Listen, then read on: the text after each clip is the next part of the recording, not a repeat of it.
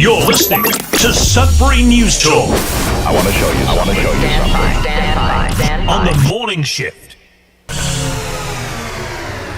Anything could happen. Sudbury News Talk on the morning shift.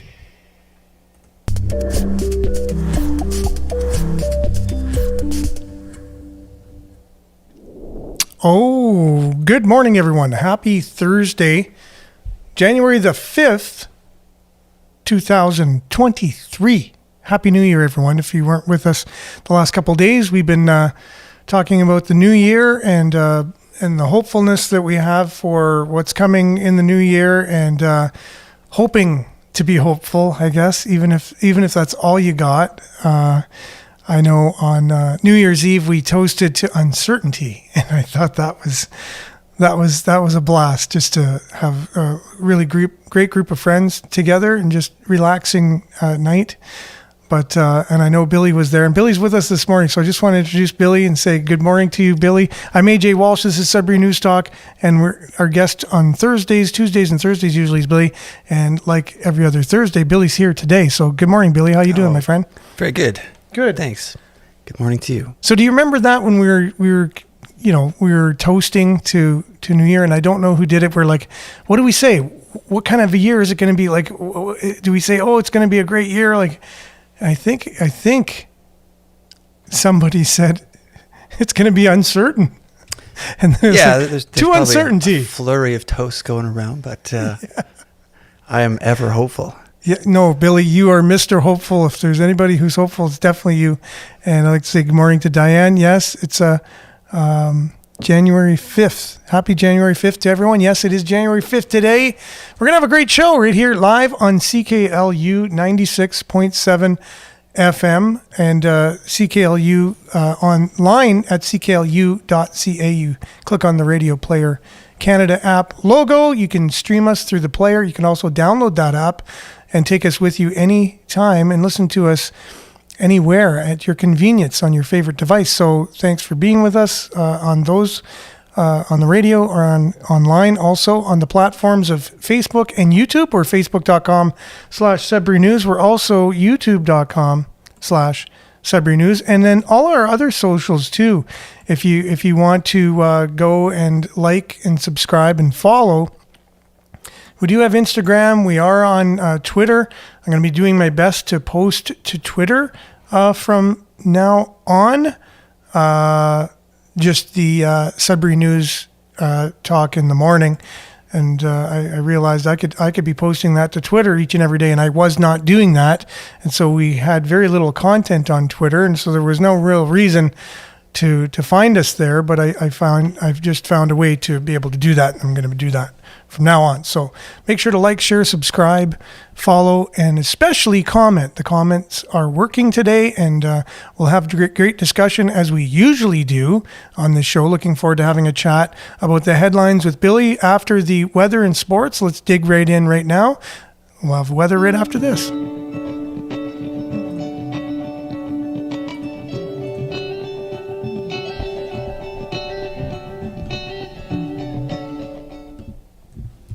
Sudbury Weather, brought to you by sudburyweather.ca. That's basically the weather lands on our sudbury.news website. Currently, it is -8 degrees. If you haven't noticed, there's some white stuff on the ground, and there was a snowfall warning that came around after our broadcast yesterday. It was not in the forecast to have the snow that we did and the type of weather, the freezing rain, the ice pellets and all that were going on all across the North Shore. And now we ended up with a bunch of snow on the ground this morning. But it's -8, currently feels like -17. So it feels very cold outside. There is a light freezing drizzle currently. So it's a wonderful day today, weather-wise. Today, periods of snow, risk of freezing drizzle this morning, amounts of 2 to 4 centimeters. The wind will be 15 kilometers per hour, high of -4, wind chill -14 this morning, and then -6 this afternoon. Tonight, periods of light snow ending this evening, with then cloudy, 40% chance of flurries. The wind is up to 15 kilometers, low of -9, wind chill near -11. And then Friday, which is tomorrow, cloudy, 30% chance of flurries early in the morning. The wind is the usual 15 kilometers an hour. High of -5, wind chill -12 in the morning, and then -7 in the afternoon. So a little bit the same as today temperature-wise, but without the precipitation, possibly there's only 30% chance. Long-range forecast, you have Friday. Chance of flurries, high of -5, and then Saturday, I can't believe this. There's a sunny icon, a sun icon there. So sunny on Saturday, high of -10. Sunday, mix of sun and cloud, high of -1. So it looks like, so far anyways, according to the forecast, a beautiful weekend. So hopefully it stays that way. Monday, chance of flurries in the amount of, on the percentage of 30% chance of precipitation, and then high of -4. Tuesday, high of -7. 40% chance of flurries there, and then 40% chance also on Wednesday, so high of -6. So you're looking, other than a cooler day but sunny on Saturday, pretty moderate temperatures from -1 to -6 through Friday to Wednesday, with Saturday being the anomaly of sunny and -10, a lot cooler. A little bit of a look at your forecast of the satellite forecast over Northern Ontario. A lot of clearing going on in the very far north, but a lot of cloud cover and precipitation over central and northern Ontario, including Sault, Sudbury, North Bay, Ottawa, in this central and northeast region. So that's your Sudbury weather, brought to you by SudburyWeather.ca. All things weather on our Sudbury.news webpage, and we'll be back right after this with a little bit of sports.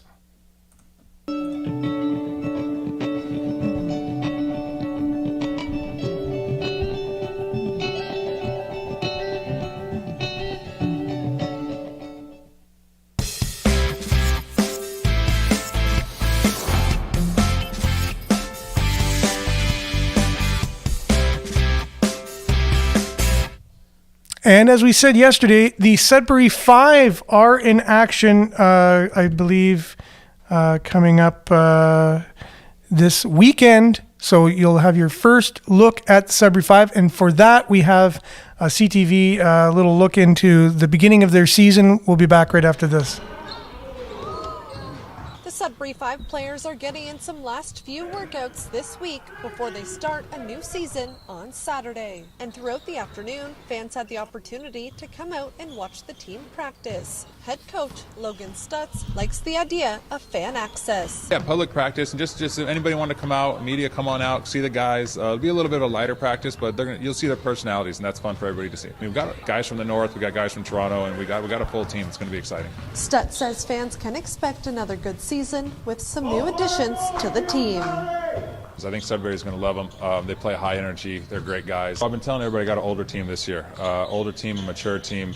You're going to see high-level basketball. We're still going to have the threes. We're still going to have the dunks. But you're going to see some good, maybe more traditional style basketball, some more defense, more kind of grind it down, wear the other team out, and then we're going to attack as much as we can after that.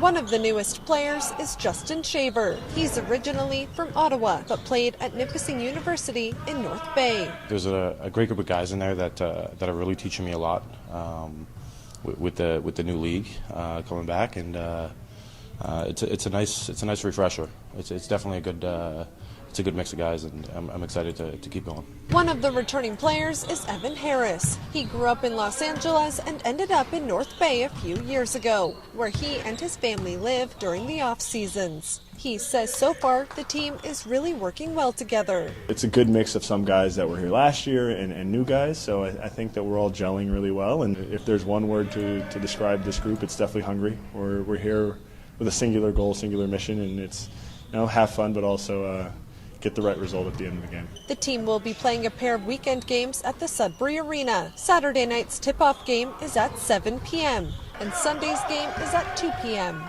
Molly Bromer, CTV News, Sudbury. So there you go, Saturday, Sunday games for the Sudbury 5. You can get out and see them. I know, Billy, will you be at all involved in the festivities there? I am. These are my first real basketball games this season for Doing Sound. There you go. So is there any difference between a Sudbury 5 game doing sound and the Sudbury Wolves at all? Yeah, I think there's a lot of more music in the Sudbury 5. And I think from a sound perspective, there's a few things. Yeah, I find a lot of the music that the announcers kind of talk over, they have lyrics, so it's a little trickier bringing out stuff when, what it's like when you have music in the background with vocals as opposed to instrumentals. It's a little trickier to get the enunciation clearer. So in the Sudbury 5 games, they have music with vocals as opposed to just music? Yeah, I think so. Okay. I did a couple last year, and I actually don't completely remember the format of it, so I'll be kind of figuring as I go this year. So okay, yeah, well, that's the way you do it anyways, right? Like you kind of go on the fly, you troubleshoot, and if there's anybody who's able to do that and is very capable of doing that, it was definitely you. So I think they're in good hands. Yeah. So it's a different atmosphere, right? The Sudbury 5, when you get out and see them as opposed to seeing the Wolves, right? It's just a whole different ball of wax. It's just as entertaining, just as fun, but it seems like almost a different venue altogether. Yeah, it seems it's a much more, I don't want to say lively environment, but with hockey, it's like people hold their breath. The game is kind of quiet. There's no music going on. Like everything, the focus is kind of on the ice until it's, until there's a whistle. But it seems with basketball, there's just like a much more, a little more circus environment, like there's stuff going on all the time. Lots of... For sure. Yeah, and they don't have the ends. Like they take the ends away and it's just the two sides. So it seems a little more intimate and full for the 5 game, right? And the big banners, so, like you said, it has that carnival type of atmosphere. Lots going on and stuff, and you can go behind there, and they're selling shirts, and it's just lots of activities. Seems to be just a different feel altogether. Just as cool, just different. That's all, which I really appreciate. It's not the exact same. Speaking of the Sudbury Wolves too, they'll be in action tomorrow night, and you'll be there as well. Friday's game against the Oshawa Generals. And it will be first responders night.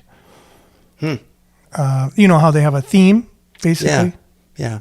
Every game? Yeah, they're on a winning streak right now, too, it looks like, eh? They're on a 2-game winning streak. They beat the North Bay Battalion in their home, lost first game in North Bay, came back in Sudbury and beat them 3-2, and then beat the Sioux Greyhounds in the Sioux.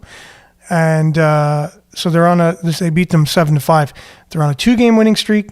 They'll try to increase that streak to 3 games. There's a lot of Wolves that are on fire, so that's going to be pretty exciting. So following Friday's game, that's a 7:05 puck drop. You can catch that game right here on CKLU. Following Friday's games, the Wolves will hit the road to face the Hamilton Bulldogs on Saturday for their first away game in 2023 before wrapping up a 2-game road trip in Mississauga Sunday afternoon. So you can also catch that game right here on CKLU 96.7 FM. Or at mixlr.com/Sudbury Wolves. And you can also watch the game at watch.chl.ca. For more information, visit thesudburywolves.com.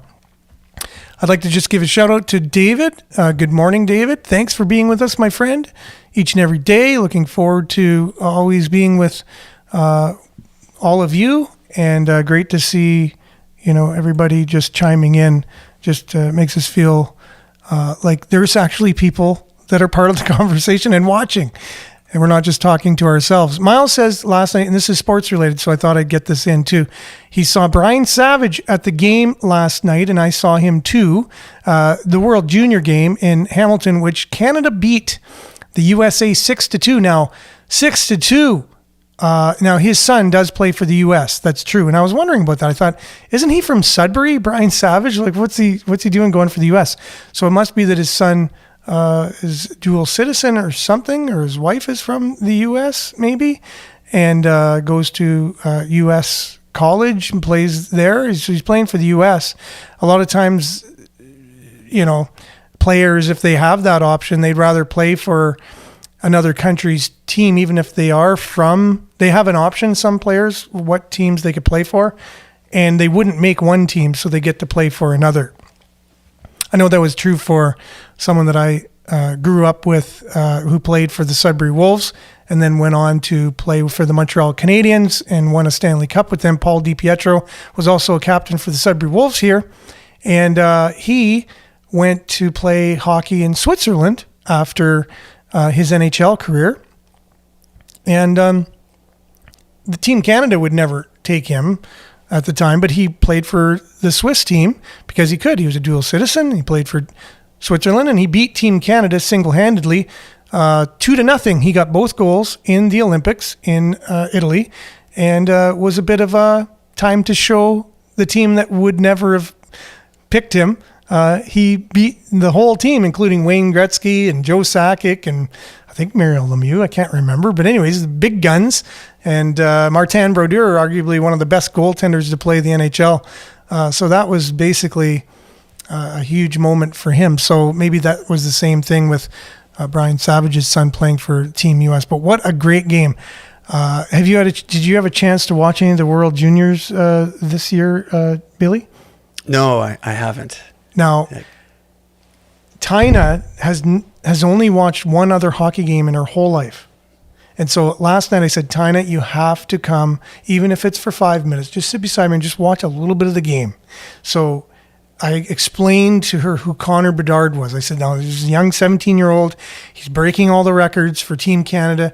He's on track to break a lot of records, too, just of all the international players in the World Juniors, maybe other than the most points ever, and that's held by Peter Forsberg, Team Sweden. He's about to tie Marcus Naslund, who was Peter Forsberg's teammate on Team Sweden in the juniors in 1993, I believe. And Peter Forsberg has 31 points altogether.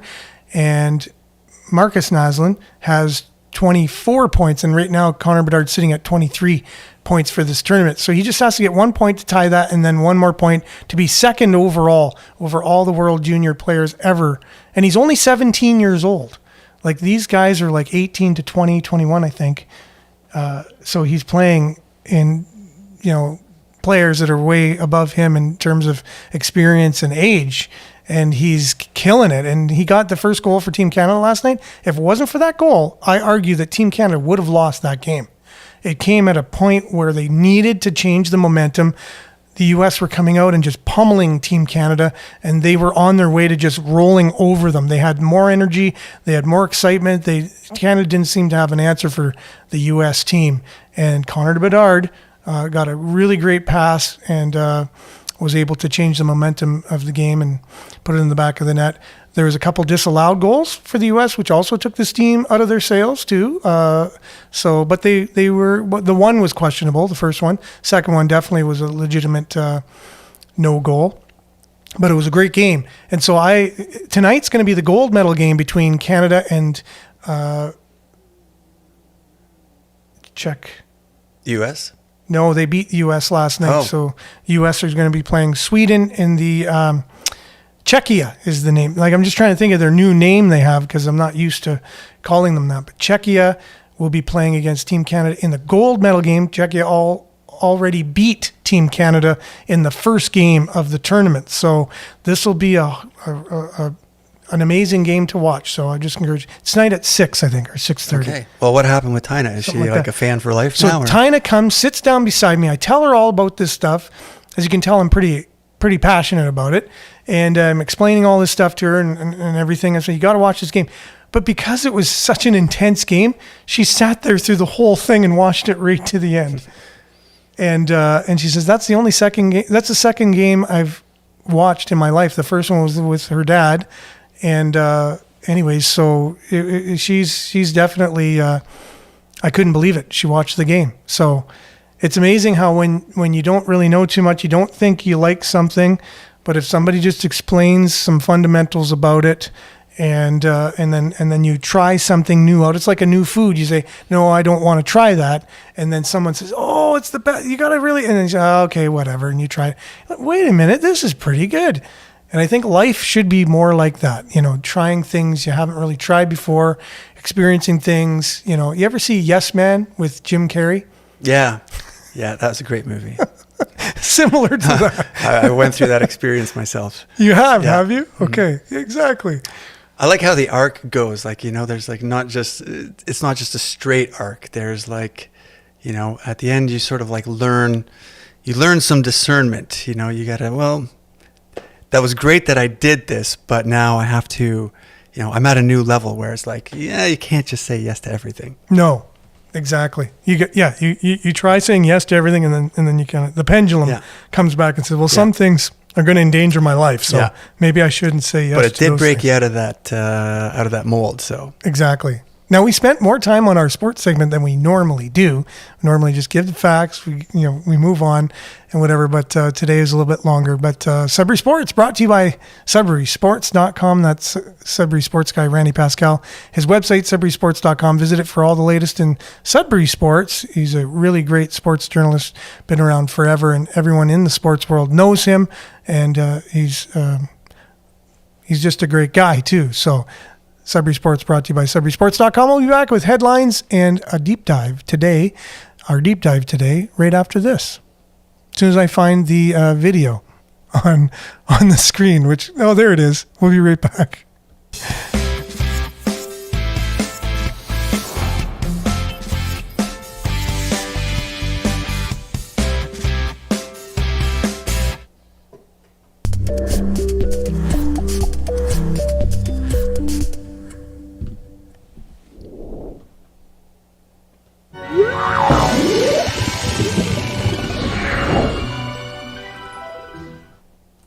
This is something new. I thought we would try out today. Is Sudbury gas prices, because the new Costco's in town. I just think that really changes the game for gas prices in Sudbury. I thought I would just kind of keep a finger on the pulse a little bit more with that, because we want cheaper gas. We need cheaper gas. And I heard that Southern Ontario, even Toronto, the gas was more expensive than ours for the first time, I think, ever, just recently. So weird things are going on with gas prices. They just went up. If you're looking to fill your tank and hoping they're going to come down a little bit more, there's one gas station in town, and that's the Lawrence Street Independent Grocer, the gas station there.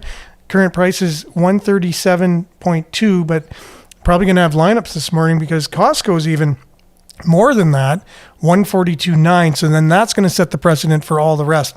I think Costco, whatever gas prices are going on at Costco, everyone's going to kind of follow suit from here on in. And so anything in Sudbury 7 cents more than Costco, other than the independent grocer, mobile gas on Lawrence Street.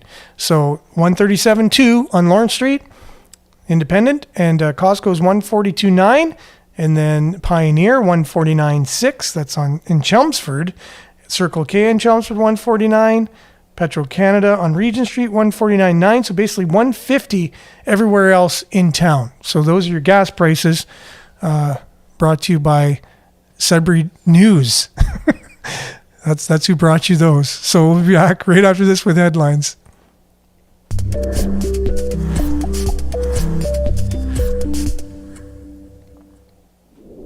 So, Billy, we're looking back at the year, and then we're looking forward at the year to come. So 2022 and then 2023. Sudbury Star did a really good article on all the stories from 2022. Also, Sudbury.com did a really good one as well. And there was the stories we've been covering. I could probably just rhyme them off without even looking. So KED was the top story of 2022. Also want to give a shout out to Jennifer. Good morning. Thought that we started at 7 a.m. LOL. Yes, well, no, 7:30, just to make it a little more confusing for people. 7:30 to 8:30 each and every morning. And that's because the time slot fits very well on CKLU as well for the show that follows it at 8:30, which is Earshot Daily, which I'm the show coordinator for. It's a national show that features independent artists from Canada and around the world, and it's on over 110 campus and community radio stations across Canada. And so that's at 8:30. So we figured an hour before it would be 7:30 to 8:30. So the biggest story of the year, according to Sudbury.com, was the KED, the fact that it didn't go ahead and the fact that we don't have a new arena. That was the number one story. And then a bunch of other stories after that. Can you name some of the big topics from 2022 without looking, Billy? Probably not. Is it made one of them? I know we talked about that one recently. Definitely on this show Yeah. it is, but you can factor that into the health crisis situation that is definitely a Sudbury story. We talked about the homelessness and mental illness on Tuesday with Pierre as he was on, because I asked him what he thought was the most important story of 2022, and he mentioned that. And so we basically went into a deep dive on that topic for the whole show. And so then yesterday we talked about KED, the new arena or the not new arena, or maybe a new arena. Where is it going to go and all that stuff yesterday. Train tracks even. Can we move the train tracks? Do they have to stay there? Is it a possibility? Because that would make a lot more options downtown for building things, parking, new arena, things like that. And then other stories. So Laurentian University, right? Would you consider that one of the top stories, the insolvency and getting out of that in 2022? Yeah, for local news, I'd put that, I might give that the number one spot, actually. There you go. Number one spot for Billy, Laurentian University. I think that took up a lot of we had a lot of shows on that. And the election. We had an elections. We have a new mayor and a new council, right? So that was kind of big news last year. We covered that quite a bit. So yeah, I think that's we got them all. pretty much it. There's probably more, but without looking, it's hard. Let's just get right into today's discussions, today's headlines. Shared on Sudbury News Facebook page. Happy Thursday, everyone. That's coming from Jerome. Happy Thursday, Jerome. School buses. I should have began the show with this. School buses Oh, God, that's old news now. are canceled. Yeah, everyone's would have already had to have known that or whatever if they have children, school children who take buses of that age. I can't talk today for some reason. Something's blocking, like my words aren't coming out correct, but It is what it is. Sounds fine to me. The schools are open though. Schools are open, but school buses are canceled. Sudbury, Espanola, and Massey today. So good news for some. This is an interesting video. The Superstack stories on Valley's iconic Superstack. Sudbury Writers Guild are collecting stories, photos, and other memorabilia to memorialize the Superstack in an anthology they hope to publish. A Superstack anthology. That's cool. My dad was emissions control for that stack. Really? Yeah. Yeah, meteorologist. Awesome. So what would his job entail exactly then if he's emissions control? Emissions control. So the Emissions control, yeah. that's what I said, yeah. Yeah. Well, the weather plays a big role in their production. Okay. So, I mean, the danger, is that you would have a great amount of output, what they would call like kind of bomb the city. You know, this drop of the gases come right down. So you kind of have to look for the weather conditions to make sure that doesn't happen. Oh, that's interesting, yeah. So they had these monitors out with their vans and equipment, and they'd drive around the city, and they'd do their tests, and very old school back then, phone them up and tell them what the results were. And is it just me, or is that a job like you would love? Like I would love that job. I don't know. No. Yeah, it's for some people, it's probably a good job. Yeah, for sure. You just kind of look at the weather. You wonder which way the wind's blowing. Oh, you would love that job, of course. Look at the weather all day long. Contact people. Okay, I think you should like calm down. Okay, the wind's coming, so you got to make sure all of the pollution goes to North Bay. So that's the goal. So let's just make sure everything's going there. Yeah. That was the subtext. Exactly. That was the unspoken text. Yeah. So Jerome agrees with you about the largest story, the biggest story of the year being Laurentian University, by the way. I just want to let you know that, Billy. So Superstack, CTV did a really cool video on this. Let's check in on this. An anthology they hope to publish on the Superstack. And then the band Superstack could then release their anthology album right after it, or be part of that, right? That'd be kind of neat. Let's just take a look. We'll be back. Yeah, my brain tapped out for a little bit, so I had to try to figure out what you just said. And what did he say? It sounded pretty clever and funny. I wish I was paying attention. The band Superstack, Oh, okay, yes. They could have an album called Anthology along with this. This is going to get very confusing for the public, too. I know. Yeah. Okay, we'll just stick with the CTV story and we'll be right back. Some have called it iconic, others not so much. But to most Sudburyans, the Superstack has long been the focal point on the city skyline. I know myself growing up, it was always a beacon of home, right? When we were kids in the car, as soon as we saw the stack, we knew we were close to home. It's stories like these the Sudbury Writers Guild is hoping to collect, along with poetry, pictures, and other memorabilia. It's putting together an anthology about the landmark and what it meant to the area. This is a record of what was here and what happened, what it was here for, what it was like before and after. And it's just part of our history and our culture and a part of who we are. I mean, it was put up when I was born. The second tallest freestanding structure of any kind in Canada, it was decommissioned in 2020 after advances in technology made it no longer necessary. Built by Inco to disperse sulfur gas out of the city, Lisa Kovala's father was foreman and was on the Superstack in 1970 when a deadly tornado swept through Sudbury. So, unexpected as it was, nobody was hurt, thankfully.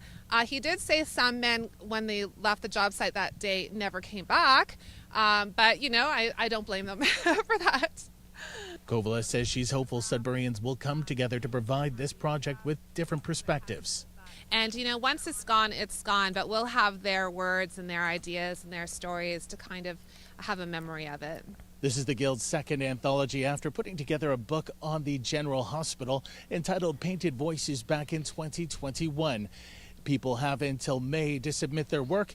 It's hoped the Superstack project will be ready to go by 2024. Ian Campbell, CTV News, Sudbury.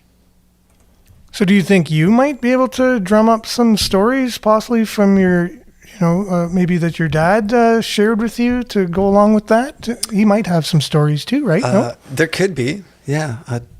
There's definitely a pathway to tracking some down. Yeah, exactly. So that would be interesting because, having worked as, career in that,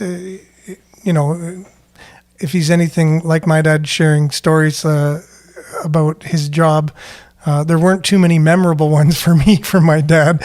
He just basically worked at Algoma Steel in Sault Ste. Marie, and he would just kind of say, there wasn't anything too exciting going on. But in that story, she said nobody perished in the tornado. For some reason, I thought I heard that some people died during that.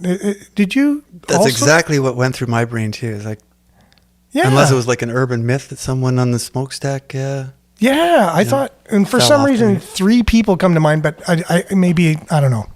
I thought somebody died, but maybe in Lively, maybe 3 people altogether. Maybe not people working on the stack.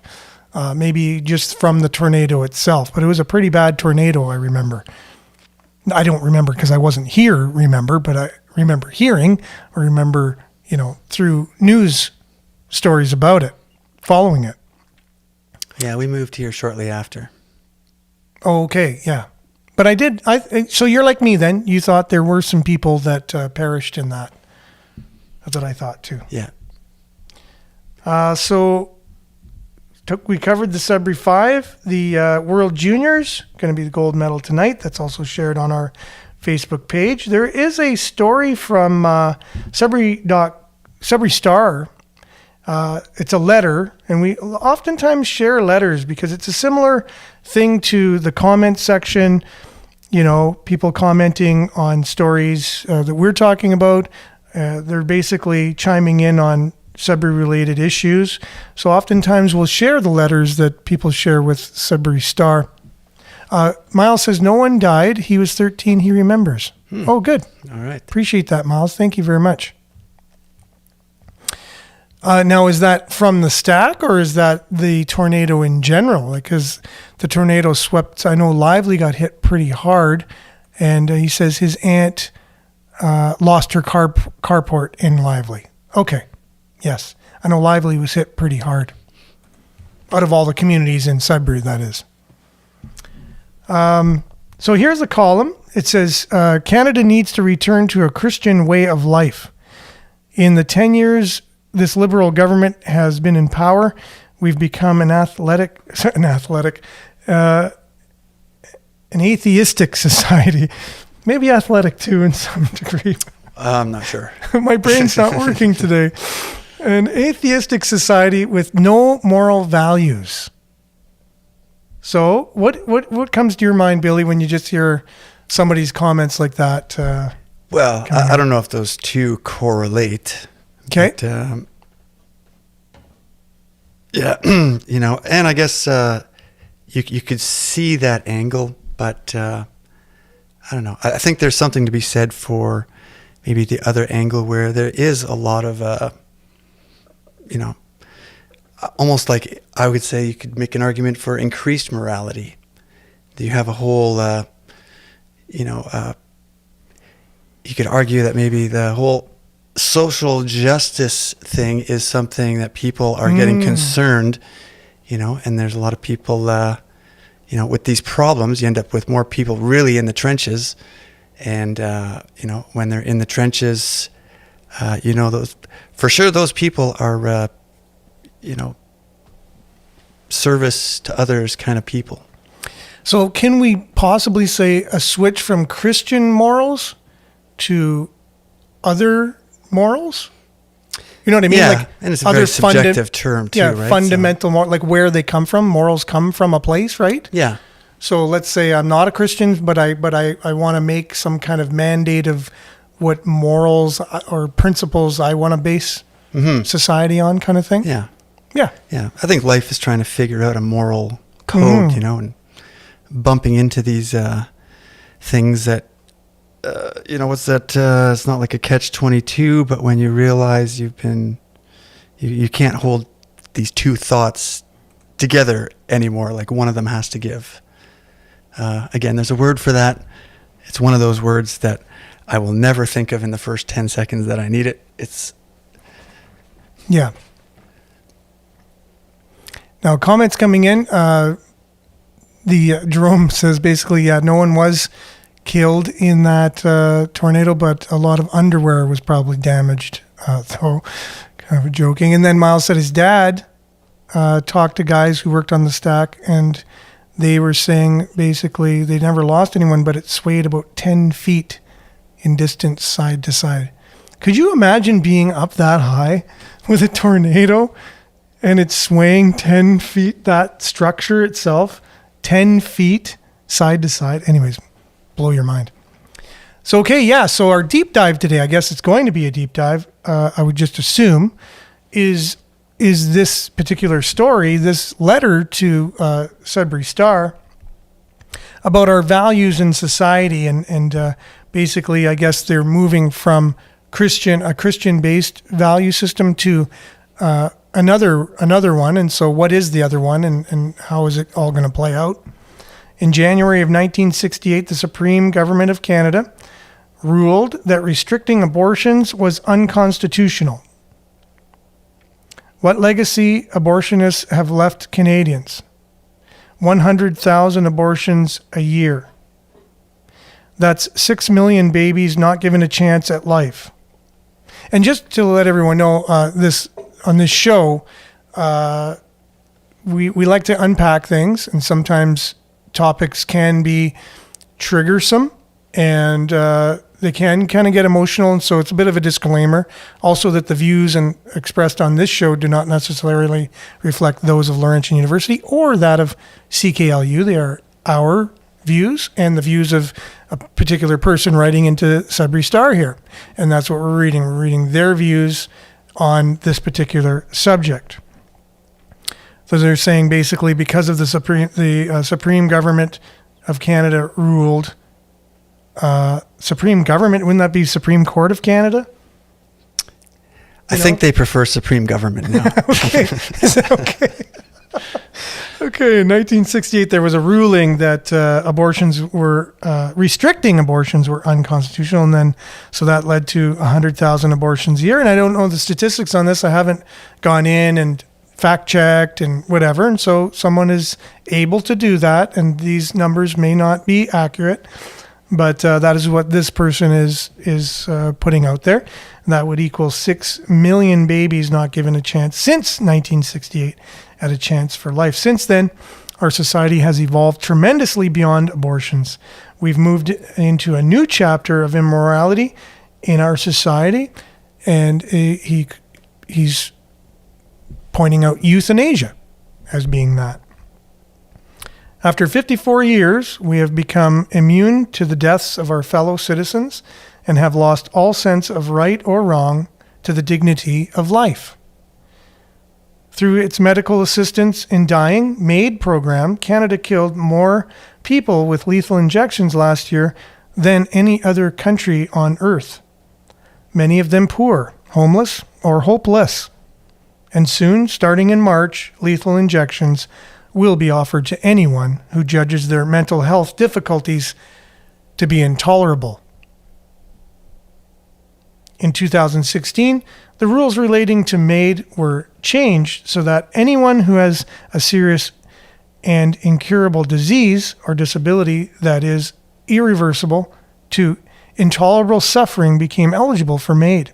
Just recently, veterans who asked for medical assistance were offered MAID on several occasions instead of medical help they requested.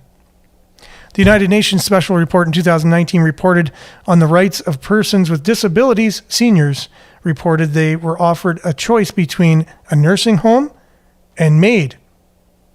In August, it was reported a veteran seeking for help for PTSD and a brain injury was casually offered the medical assistance in dying. A friend of mine mentioned a couple of weeks ago that his relative told him she was going to see his wife in a couple of days. He stated, how could you when she died a couple of years ago? She casually mentioned that she was going to take the needle under MAID. During my 57 years of marriage, my wife and I have traveled to England, Ireland, and Scotland every 2 years and visiting many churches. Not once have I heard a priest in his homily mention abortion or euthanasia relative to the gospel of the day. I have also been to churches throughout Canada and the United States. It's a similar situation. No one talks from the pulpit about what is relevant to the gospel of the day. Over the years, our society has evolved to the extreme, where we have today gender neutral, gender dysphoria, and gender-altering operations. No church officials talk about the masses we attend that it's morally wrong to alter the body God gave us, or it's morally wrong to change our sex from male to female or female to male. So these are discussions, right? Like, is it wrong? Is it right? I think our society has already decided that, and it's moving in that direction, right? You can agree on that, Billy?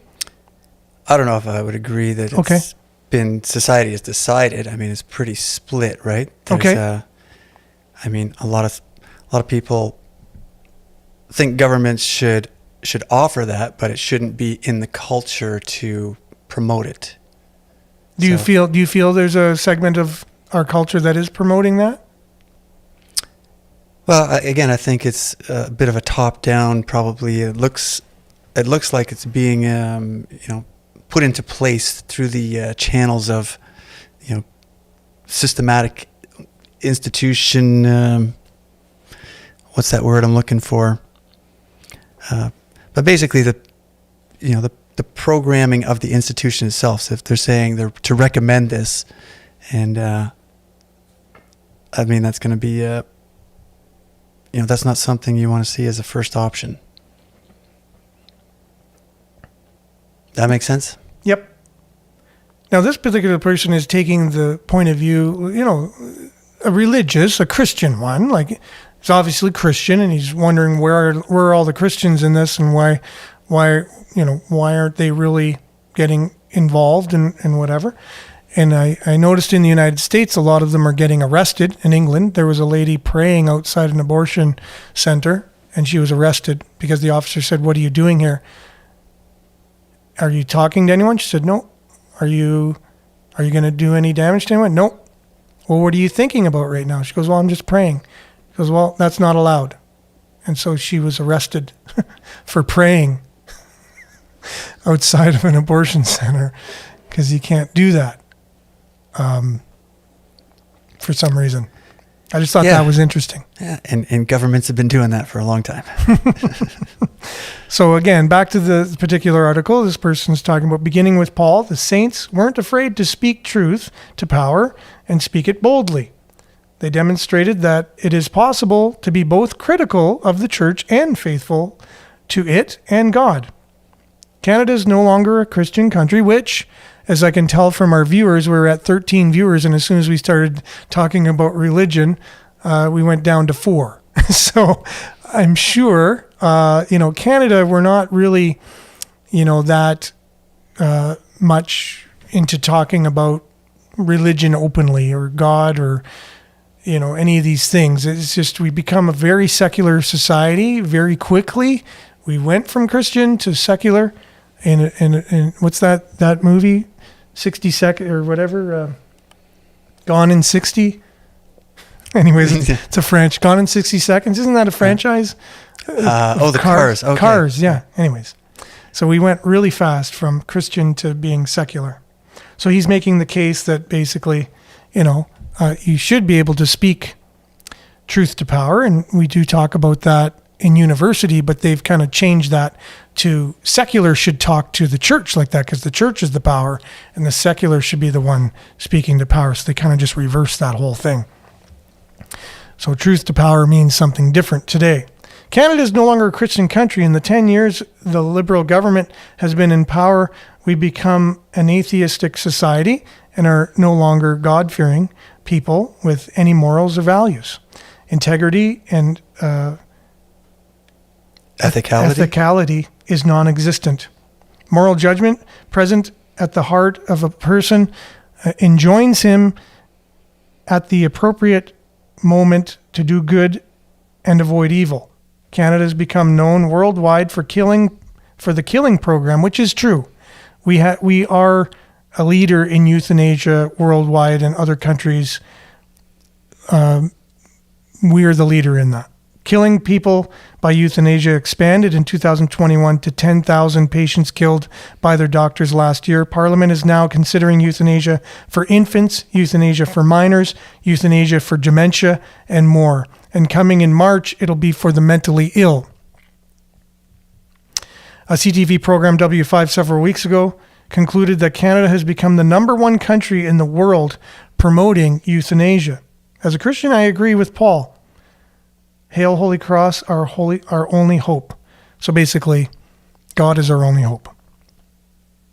So this particular author is a senior who's concerned about the social and community issues that we're facing today, especially with this issue. And the reason why I share this is because it's constantly coming up in the news and locally with our healthcare crisis. We talked about the mentally ill. There's a problem that doctors are placing them in long-term healthcare facilities and they don't have the ability to take care of people with these issues. And so they're being bombarded. They're already understaffed, and they don't have enough beds for the need already. And so eventually people are going to say we need a solution, and this will present itself as one of the only solutions that can be done, and that's decrease the demand. And the only way to decrease the demand is decrease the people that are demanding these services, and euthanasia is the solution for that. And it's very scary. It's a slippery slope.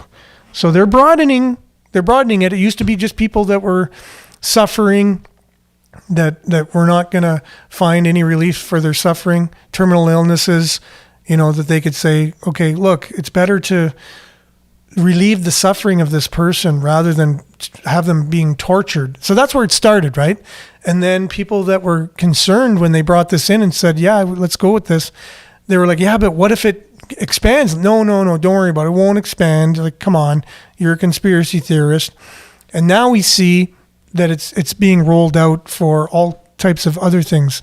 And we saw that skit with JP Sears going into the comedian who made the skit about MAID goes in to get his ankle looked at and his ankle's sore, and the doctor recommends this as a solution.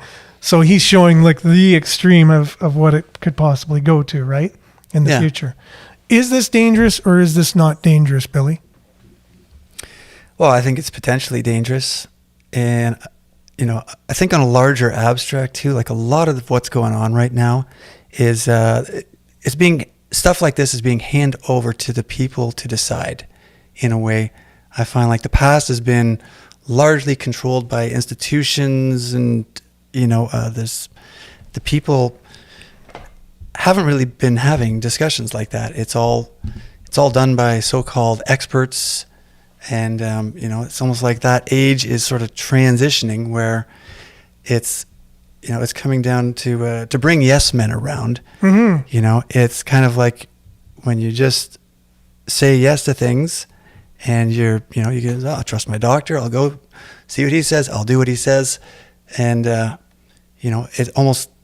gets to that point, like a Milgram experiment, where it gets crazier and crazier until you go, no, I'm not going to euthanize myself for my sore ankle kind of thing. Mm-hmm.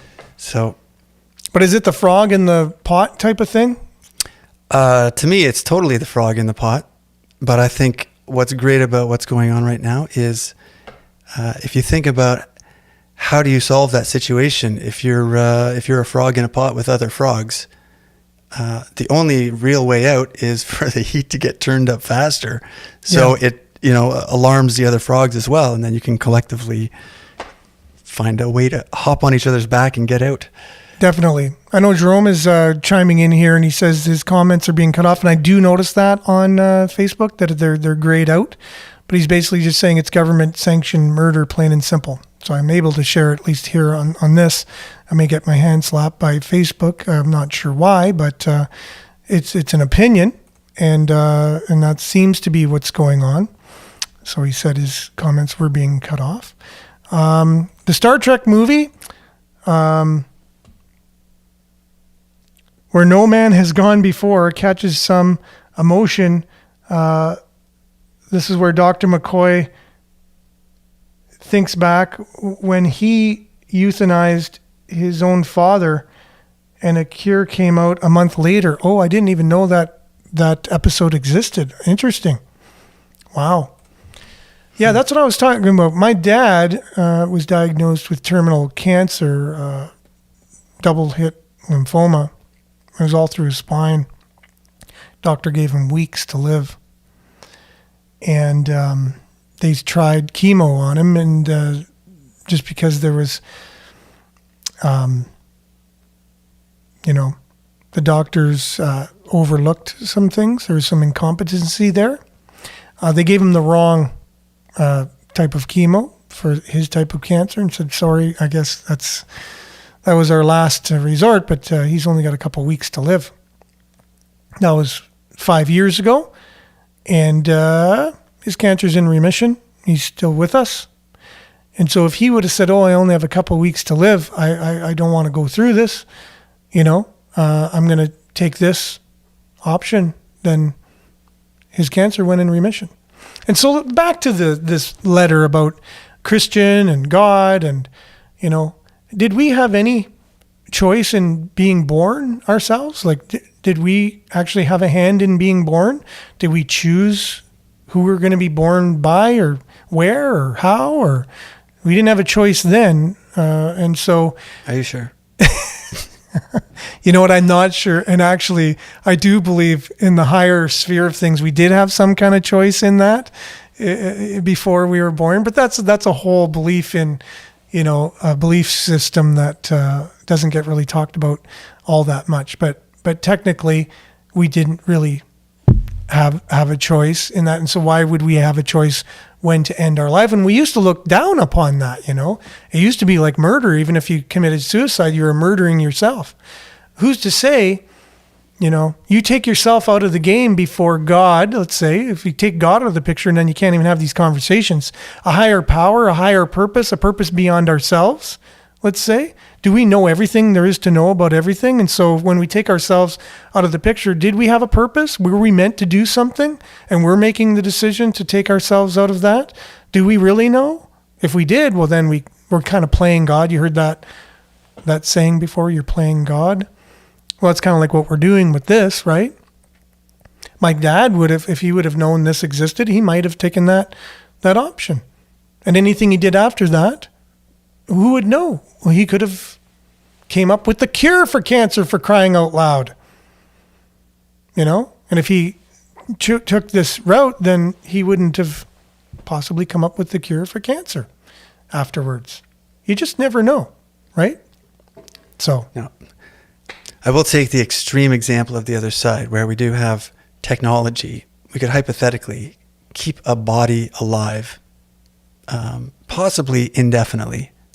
I would guess that technology is here, and the question becomes: at what point, at what level of technology do we not allow it to interfere? And then you can make a whole range of arguments that be like, well, if we didn't have technology, we would only be, have a life expectancy of 65. True. Yeah, but for years, like the whole premise was the medicines and the technology was to prolong our lives and make our lives better and all these things. Almost like we're saying, oh, wait a minute, maybe we were wrong. Maybe we shouldn't be keeping ourselves alive too long, because it's a strain on our society when you're alive too long. And, maybe we should backtrack a bit and correct something we thought we were doing for a good purpose. Is that kind of like the sentiment?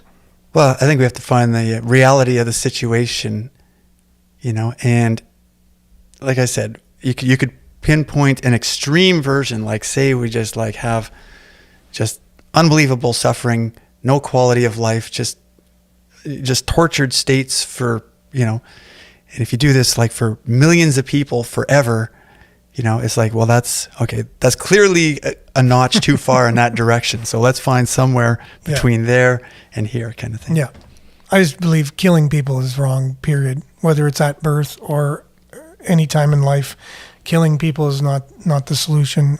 To me, that's just where I just think if it involves killing someone, unless it's to protect yourself or someone from killing you or your family, then killing's not an option. It's the details in the words, because really you could take that example and say, well, you're killing people if you don't use all this technology to keep them in a tortured state forever. So it's like you gotta really break things down. These are the decisions we are not in a position to make, fortunately, but we are in a position to discuss them, and that's what we're doing on the show. So I appreciate all your comments. Miles says, it's surreal right now. Almost feels like we're in a 70s movie, Logan's Run or Soylent Green. That's true. Very true. And Jerome, it's a matter of fact, are better ways to beat and prevent illnesses rather than, as a matter of fact, there are better ways to beat and prevent all human condition interference. That's true. There are different ways to treat cancer. That is true for sure. Yes. Even cures, I heard, that have been out there, but cancer is a huge industry, right? So we would want to at least look at that and talk about that as a possibility, right? Like if you were a huge multi-billion, trillion-dollar industry and someone was coming up with a way to kind of say, hey, you don't no longer have a reason for existing, you may have some type of reason for kiboshing that. Miles says he's the same. We don't outright kill people. Thank you for that. I appreciate that. And on that, I guess that's all the time we have today. It is 8:30, and it's time for Earshot Daily on CKLU 96.7 FM. Thanks for going down our deep dive, everyone. Thanks, Billy, for that as well. Yeah, thank you. Thanks for being here. Looking forward to having you back on Tuesday, hopefully, and then Thursday. So always appreciate you and appreciate your insight and your how you made this show possible through your knowledge of technology and making this setup that we have for us today. So thank you for being here, liking, sharing, subscribing, and all that. We really appreciate you being here each and every day and listening on the radio. Join us tomorrow, same time, same place, right here on Facebook, YouTube Live, and CKLU 96.7 FM. We'll see you same time, same place tomorrow. Stay safe, everyone. Stay dry, stay warm. See you tomorrow. Ciao.